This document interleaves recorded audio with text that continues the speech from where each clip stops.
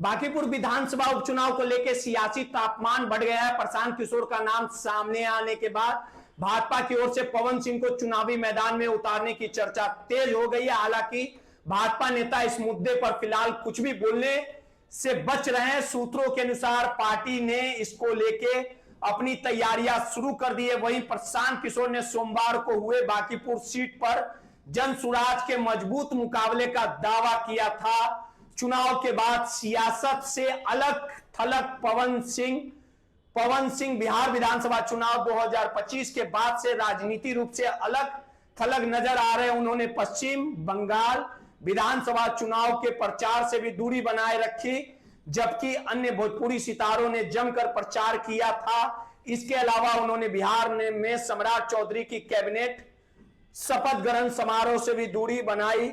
विधानसभा चुनाव के बाद ये कयास लगाए जा रहे थे कि उन्हें राज्यसभा भेजा जा सकता है, लेकिन उन्हें वहां भी मौका नहीं मिला।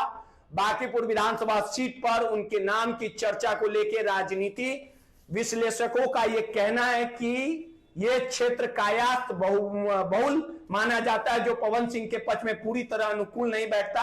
हालांकि अपनी जबरदस्त फैन फॉलोइंग और युवाओं में लोकप्रियता के कारण वे इस सीट पर एक मजबूत दावेदार माने जा रहे। इसके बावजूद उनके साथ जुड़े कई विवाद भी चर्चाओं में रहते हैं। उपचुनाव के बाद कार्यकाल का लंबा समय बचा होने के कारण माना जा रहा है कि भाजपा उन्हें उचित देकर इस सीट से चुनावी मैदान में उतार सकती है। जो कुछ करना पड़ेगा वो सब कुछ करेंगे। बांकीपुर विधानसभा उपचुनाव में बीजेपी को हराने के लिए जो कुछ करना पड़ेगा वो सब करेंगे। प्रशांत किशोर के इस ऐलान के बाद ये मुकाबला काफी रोचक हो गया था। प्रशांत किशोर ने सोमवार को कहा था कि बांकीपुर सीट पर पिछले 40-45 वर्षों से बीजेपी का कब्जा रहा है।